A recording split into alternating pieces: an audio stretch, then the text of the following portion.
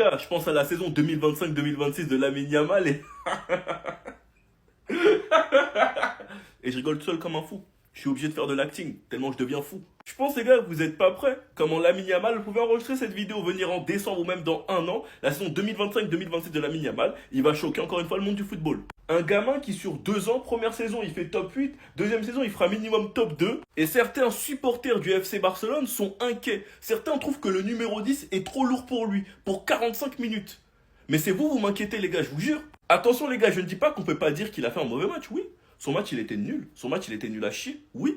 Mais tirer des conclusions sur 45 minutes pour un joueur comme Lamine Yamal, qui répond plus présent dans les gros matchs que dans les petits matchs, c'est la première fois de ma vie que je vois qu'on blâme un joueur parce qu'il est bide dans les matchs moyens et il est fort dans les gros matchs. C'est la première fois de ma vie que je vois ça.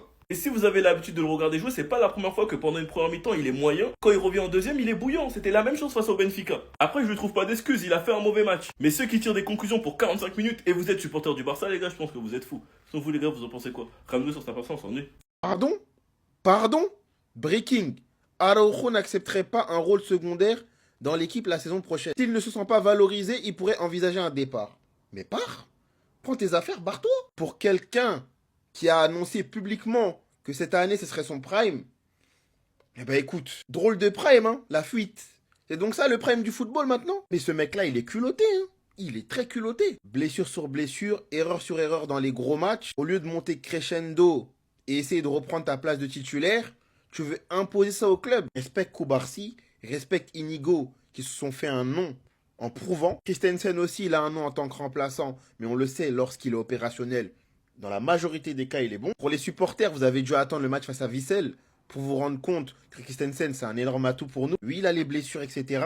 Mais quand il est là, il est bon. Entre retour défensif, bien positionné, on avait un fragment de ce qu'il sait faire contre les Japonais. Et moi, il m'a déjà plus rassuré qu'un Araujo déjà. J'ai bien l'impression que ce match-là, il a ouvert les yeux à la direction qui voulait le vendre jusqu'à là. Et clairement, j'ai envie de dire, c'est une bonne chose que les clubs ne s'intéressent pas à lui et que lui aussi, il n'a pas envie de partir du Barça parce que moi, je vois son potentiel. Je sais que ce sera un atout important l'année prochaine. Donc, on ne peut pas se permettre de venir avec seulement 3 centraux. On a eu les problèmes des latéraux l'année passée. Faut pas ajouter ça à la liste. Franchement, les gars, la Masia, faudra en parler. La génération de 2020 à 2025 ont clairement sauvé le club. Pas besoin de vous parler de la génération qui a levé le club au plus haut. Ces joueurs qui ont fait rentrer le Barça dans une autre dimension. Les joueurs de 2020 à 2025 ont clairement sauvé le club qui était au bord du gouffre. Et on a découvert une pépite chaque année. 2021, Gavi qui a ensuite fini Golden Boy. Il y en a beaucoup qui crachent sur Gavi alors que de 2021 à 2023, il était trop fort. Et que la saison 2023-2024, il s'est blessé. Et que cette saison, il revenait de blessure. Puis ensuite, Balde qui fait d'ailleurs une grosse saison quand on gagne la Liga. L'année d'après, on découvre Yamal et Koubarsi, sans pour autant oublier Fermin Lopez. L'année dernière, on a découvert Casado et on aurait pu aussi découvrir Bernal. Malheureusement, il s'est fait les croiser. Et cette saison, pour l'instant, c'est le Draw et le Torrens. Certains joueurs ont des chemins différents, comme Eric Garcia, qui part pour revenir plus fort. Reste à voir si pour Ansu Fati ce sera la même chose. Après, je vais pas vous mentir, il y a aussi beaucoup de joueurs qui ont été vendus. Et ça a pu aider le club. Je vous jure les gars que cette nouvelle génération, elle est tellement attachante parce que j'ai l'impression qu'ils essayent de tout faire pour redresser le club. Que c'est une génération qui a été marquée par les humiliations et qui sont là pour en découdre. Vous réalisez pas le flex que c'est de faire une photo avec tous les joueurs du centre de formation en équipe première. Avec beaucoup de joueurs importants, Yamal, Gavi, Casado, Fermin, Olmo, Koubarsi, Eric Garcia, Peña qui avait été archi important au début de saison. Il y en a bien un qui doit être heureux avec tous ces jeunes cracks, c'est Flick. Enfin bref, sinon vous les gars, vous en pensez quoi? Ramenez-vous sur Snapchat, on s'ennuie. Araujo, qu'est-ce qui se passe? On te fait coller ton prime, maintenant c'est chelou? Tienes miedo? L'entourage d'Araujo et le club n'exclut pas que si le joueur estime qu'il n'est pas une priorité et derrière Inigo et Koubarsi, il puisse demander à partir. Vous l'avez prolongé en janvier. Je vais maintenir ce que j'ai dit en janvier. Mon profil est très important au FC Barcelone. Cependant, il ne fallait pas le prolonger. Il fallait juste qu'il reste jusqu'à la fin de saison, étant donné que tu ne savais pas ce qui pouvait se passer. Et effectivement, Inigo s'est blessé. D'ailleurs, il a fait une très bonne entrée contre le Real Madrid. Il a fait même plusieurs entrées plutôt intéressantes. Sauf qu'il a 26 ans. Ça veut dire que le moment où il a fait ses erreurs contre l'Inter et l'année dernière contre le PSG, il avait 25 ans. On parlait de pressing, certains d'entre vous, on dirait que vous êtes fragile. Un millionnaire qui n'a jamais vu mes vidéos, dont je constate juste qu'au très haut niveau, il y a un plafond de verre. C'est pas un pressing, ça. Sachant qu'il a fait balader le club pendant la Copa. Ouais, non, mais je m'occupe de la Copa, on va parler de la prolongation après, si on t'entend. Il gagne 14 millions. 14 millions, t'es censé connaître ton prime, alors on l'attend. Parce que moi, désolé, hein, encore une fois, au vu de ce qu'a montré nos deux défenseurs centraux, Concernant le système de flic, chef, tu pars pas premier du tout. En fait, tu te permets de parler comme si t'es à l'aise dans le système de flic, comme si t'as progressé. Alors, ces deux-là, on voit qu'ils sont dans le système de flic côté défensif, côté alignement du hors-jeu et même à la passe, à la relance. Toi, c'est quelle relance que t'as pour dire ça? Sachant que Christensen est le meilleur défenseur du Barça. Que même Eric Garcia est passé devant lui à la hiérarchie. Araujo, il sort à la 45e minute. Contre Alaves pour un problème tactique et non pas de blessure, comme face à Leganés. Ter Stegen arrive en France. Non, malheureusement, il ne s'agit pas d'un transfert, mais c'est concernant son opération au dos. Donc, visiblement, les spécialistes de ce qu'il a, visiblement, se trouvent en France. Il sera opéré ce mardi par le docteur Amélie Léglise à Bordeaux. Bref, blablabla. Et au final, ce qui est important, c'est que c'est la commission médicale indépendante de la Liga qui examinera tous les rapports médicaux et décidera si le Barça peut utiliser 80% du salaire de Ter Stegen pour enregistrer Johan Garcia. Oui, parce que c'est pas son communiqué là qu'il a fait sur les réseaux sans l'accord du club qui a fait en sorte que Tebas prenne l'avis dessus, ou même les médecins du club. Parce qu'à l'heure où on parle, les deux qui sont enregistrés, c'est Peña. Et lui-même, du coup, bien sûr, Ter Stegen, vu qu'il est out au moins 3 mois, Peña est le seul gardien qu'on peut utiliser. Merci pour le mois d'octobre, encore une fois, mais bon, voilà. Et ces deux-là ne sont pas enregistrés.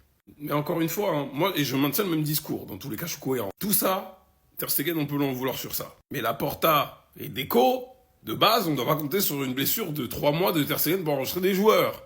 C'est ça aussi qu'il faut dire, et que j'ai toujours dit. En tout cas, on espère que ça va bien se passer, son opération au dos. Comme je le dis toujours, peu importe ce qu'ils font, on ne peut pas leur souhaiter du mal, on ne doit pas le faire. Que ce soit dans leur vie privée, médicale, etc., extra-sportif en gros, voilà.